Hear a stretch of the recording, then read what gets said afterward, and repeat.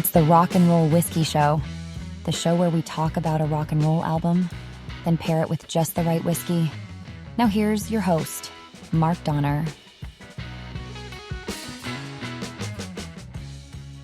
We are back from a short hiatus and ready to get back into listening to some great rock and roll and pairing it with some cool whiskey. This month, though, we're doing something a little different on the podcast. As this podcast publishes today, it's Friday the 13th.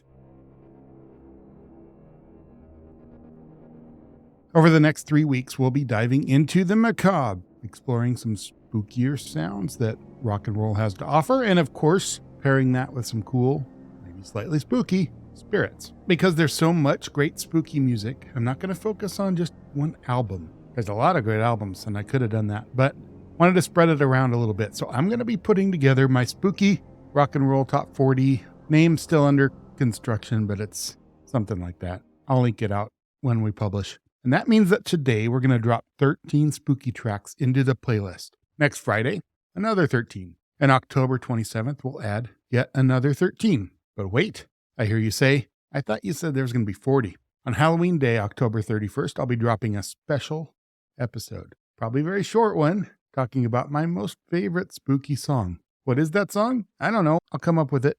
I've got a few candidates, and that'll complete the top 40.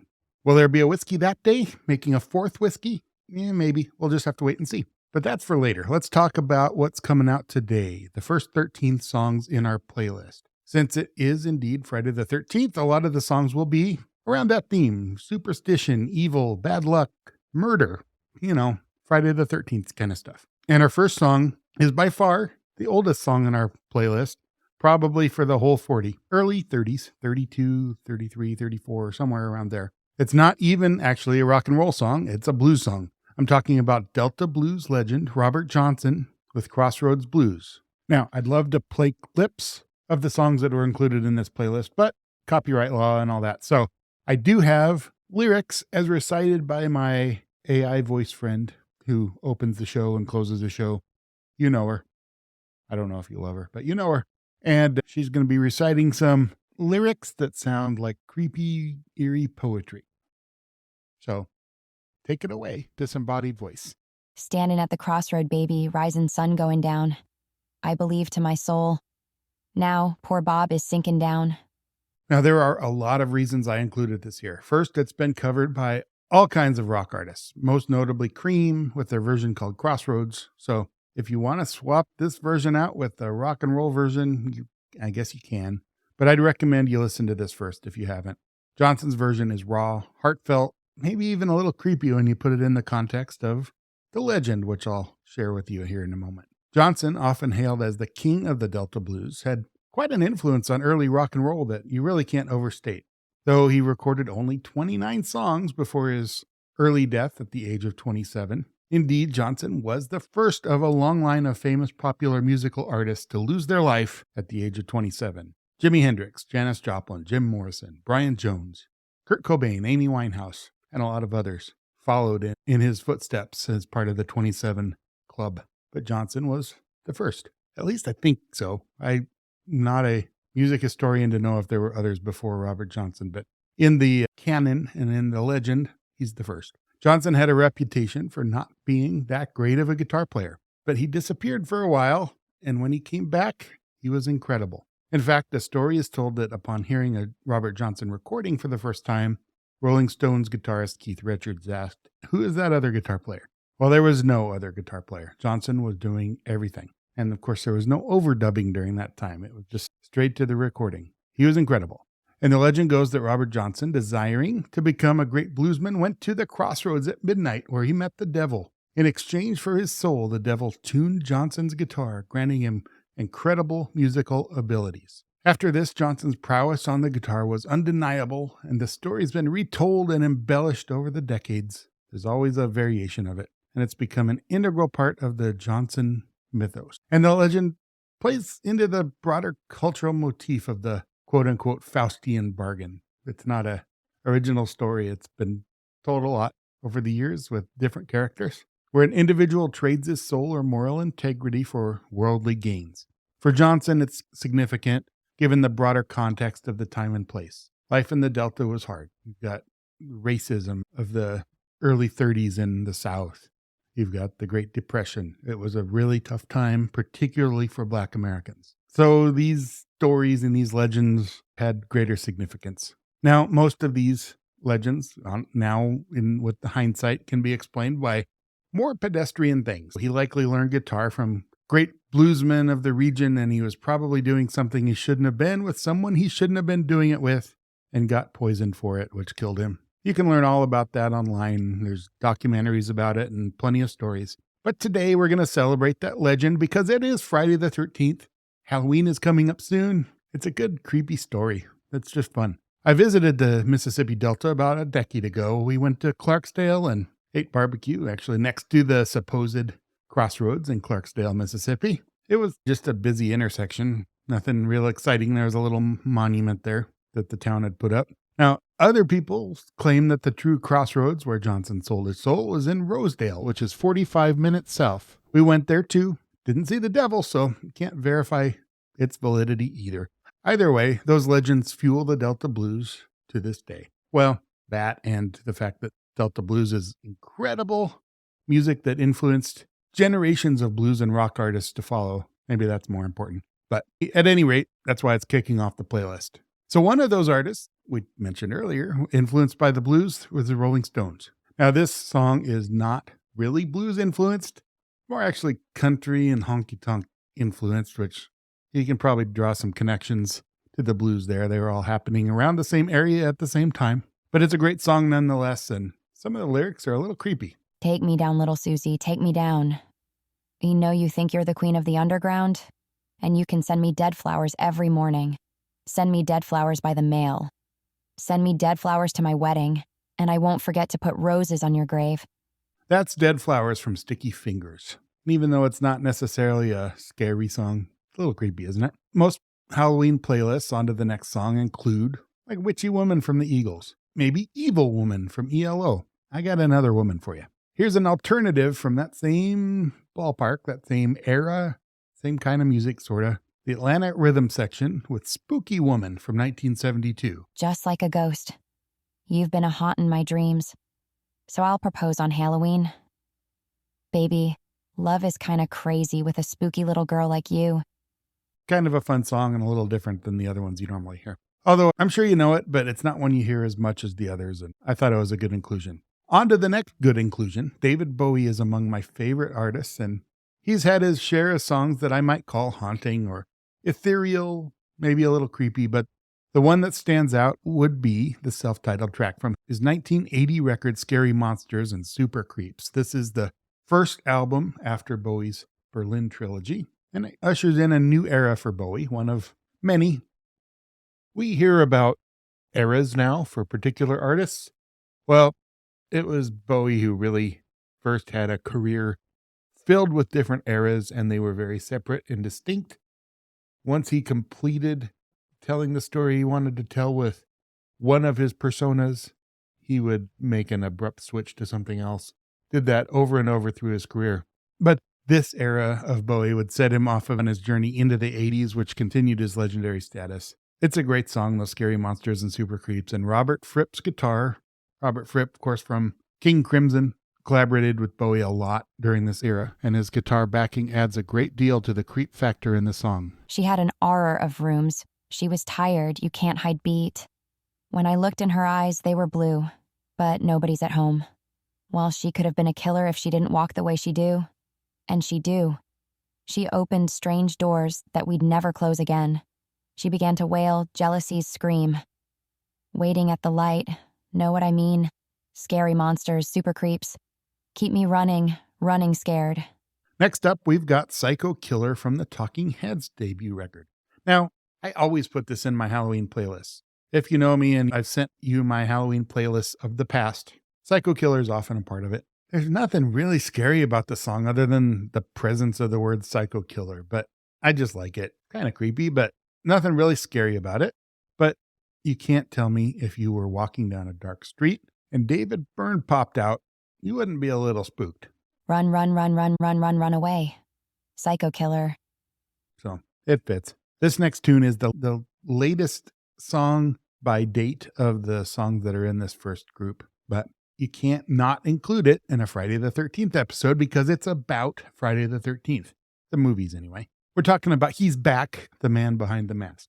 Alice Cooper's song from his album Constrictor, as well as the soundtrack to Friday the 13th, Part 6, Jason Lives. Oh, but he's back. He's the man behind the mask, and he's out of control. He's back. The man behind the mask, and he crawled out of his hole. And it featured the famous Friday the 13th sound effect and talks about Jason. Alice Cooper still performs this tune quite often in his live shows. And actually of late, particularly last year when I saw him and the time before that, and probably the time before that, he's been known to have Jason murder a couple of his production assistants live on stage during the show. Now, they're always okay by the next show, so I don't think it's permanent. We're going to stay in Alice Cooper land. We're going to talk about one of the key songs of the Alice Cooper cinematic universe. Well, it's not really a cinematic, but it's kind of a universe, but not really. It's in some songs.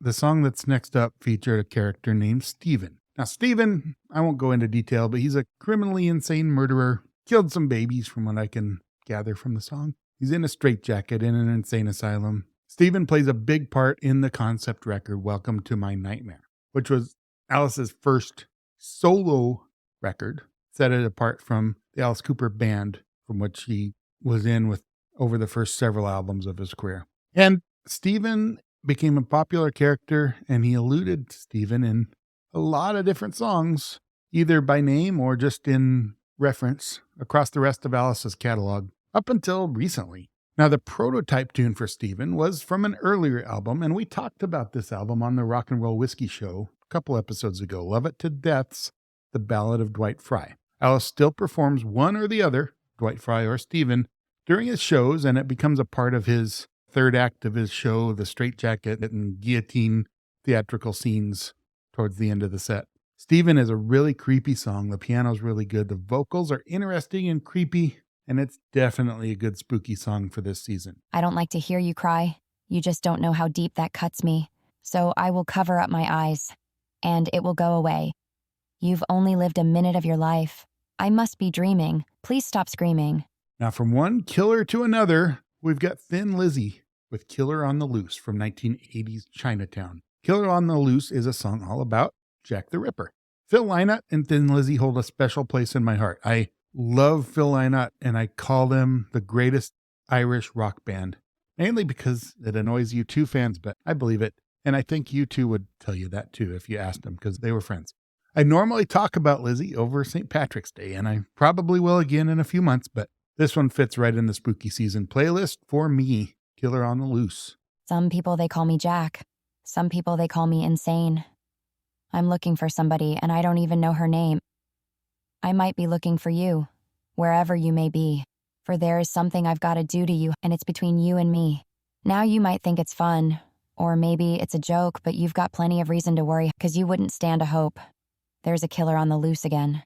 The next song is from a band that I'm kind of new to. I first came upon them. Band is called Atomic Rooster, but I first came upon them 2 years ago, a British band, from Pete Pardo at the YouTube channel and website Sea of Tranquility. And I've really gotten into some of their music. And the tune Death Walks Behind You from their 1970 album of the same name has a real place on this list. So even if you don't know it, I think you'll find the song pretty fitting. Lock the door. Switch the light. You'll be so afraid tonight. Hide away from the bad. Count the 9 lives that you had. Start to scream. Shout for help. There is no one by your side. We're getting out of the creep and murder for a moment and getting into some superstition, which is a big component of Friday the 13th, obviously, with the number 13. And we're talking about Stevie Wonder's hit from his 1970 record, Talking Book. You know it, Superstition. Everybody knows this song, but you'll notice throughout the tune that many of the words have to do with common superstitions, the number 13, broken mirrors, ladders, other stuff. When you believe in things that you don't understand, then you suffer. Superstition ain't the way. Now, Blue Oyster Cult appears in many Halloween playlists, but your typical BOC tune in a Halloween playlist would be Don't Fear the Reaper. Great song. Maybe even Godzilla. Another great song, if you include the classic monsters in your realm of horror and spookiness, that is. But I would raise another option from 1977's album Spectres, which is actually a creepy Halloween album from start to finish if you want to go out and listen to that whole record. But I'm picking out one tune, and it's Nosferatu. It follows the German version of the Nosferatu Dracula story, made famous by the 1922 silent film Nosferatu, starring Max Schreck as a very creepy vampire named Count Orlok. Deep in the heart of Germany, Lucy clutched her breast in fear. She heard a beat of her lover's heart.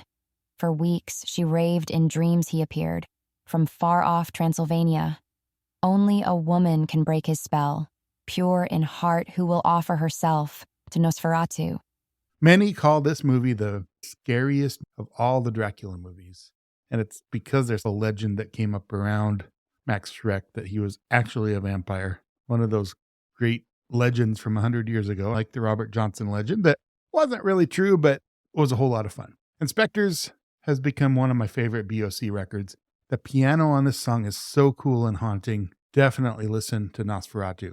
Now, from Dracula to the devil. Next, we've got Heart's 1977 record, Magazine. And we're talking about Devil Delight.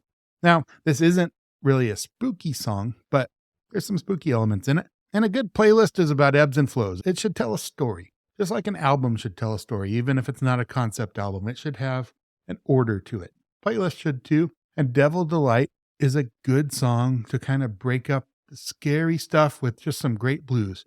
And it's got a heavy blues feel to it that carries that theme all the way through. We started with Crossroads Blues. This picks it up, updates it, and adds some heaviness to it, and then features some killer soulful vocals from Ann Wilson, one of the great rock and roll singers. Also, there is some spooky lyrical content in it. You might feel me burning all night. Like a dirty demon daughter, don't put up no fight. I dance in the spotlight. I'm all right. It's just my devil delight.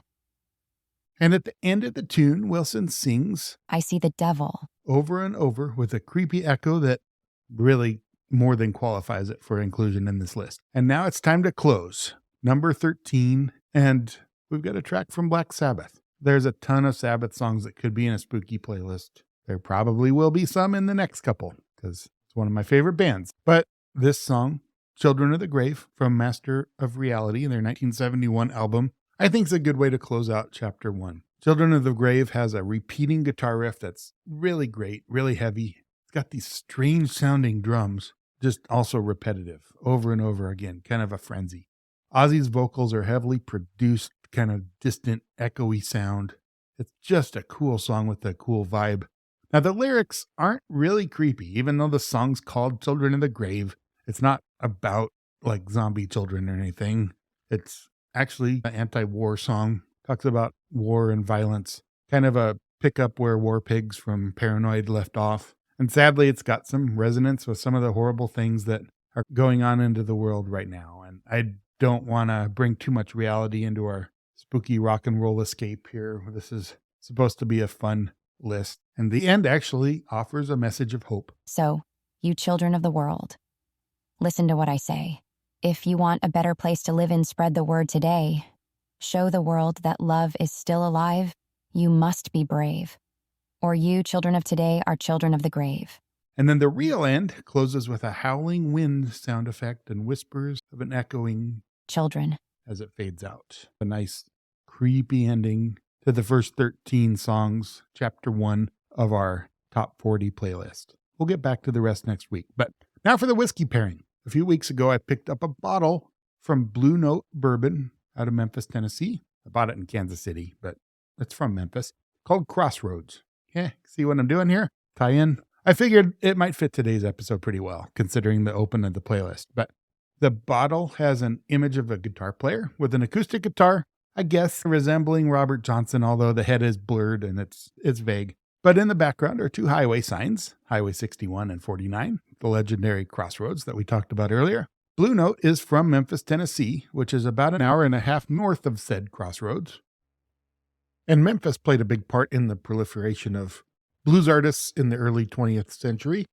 And of course, in the mid 20th century, rock and roll got its start in Memphis as well. Crossroads is a 100 proof bourbon, and it differentiates itself from other bourbons and other whiskeys in the Blue Note line even, because it's finished with toasted French oak staves. Now, a stave is just wood that's placed into the whiskey rather than the whiskey going into another barrel for finishing after it leaves the new oak. They just plunk some French oak staves in, and it gives it a different flavor profile, gives it some different tasting notes. And it's pretty fragrant on the nose. I'm not a professional taster, as I always say during these podcasts, but I get a grape juice or an apple juice. At least that's what I got the first time. After a second nose, after I'd tasted it, I got like a banana bread as well, which into that, pretty good, right? I get some of that on the taste too. There's definitely that banana bread taste. There's some apple, some caramel, typical bourbon stuff. Definitely a spice. There's a good amount of rye. I saw the mash bill on a review site, which had it at like 70% corn, 21% rye, and some malted barley or something. But I didn't see that on the Blue Note website, so I won't report that as fact, but it's probably close. But you do get that rye spice there. And then you get a lingering sweetness on the finish, as well as that oaky taste. And now I'm not sophisticated enough to discern the difference between the new oak barrels it was aged in and the French oak staves that were put into the barrels. And I don't know, but there's definitely that presence there on the finish. And overall, it's a good whiskey. It's not scary, so maybe isn't not the right bottle for this playlist. I don't know, but really fits, I think, considering a lot of the content throughout the songs we picked for today. And the proof plus that rye spice does have a little bit of a bite, so I don't know, maybe that'll scare some people. But it's quite nice. Now, Blue Note says it's smooth and it doesn't drink up to the level of its proof. I don't know if that's true. I think that's marketing. I think it drinks like 100 proof whiskey from my limited expertise. But that's neither here nor there. I think it's pretty good whiskey. It's got a good flavor and it's interesting. Check it out if you happen to be in Memphis or one of the states it sold. Looks like they sell a lot in the South. I bought mine from Total Wine and Spirits in the suburbs of Kansas City for about, I don't know, $40-45 in that range. It's a really cool bottle too for a music fan. If you're a bourbon drinker and you want some interesting stuff, it's a nice, fun bottle to look at and to show off to your friends. Can't discount that kind of stuff. I'd get it if I were you, or if you know me, I'll pour you an ounce or two. Let me know. Next week, we're back at it again with Chapter 2 of our 13 Songs at a Time spooky playlist. No spoilers, but it's probably going to be a little heavier. Another episode of the Rock and Roll Whiskey Show will be here soon. Be sure to subscribe on Apple, Spotify, Overcast, YouTube, or whatever player you prefer. You can get show notes as well as tasting notes for the featured music and whiskey at rockandrollreclaimed.com. You can also get links to Mark's social media channels at the website. The Rock and Roll Whiskey Show is a production of Rock and Roll Reclaimed.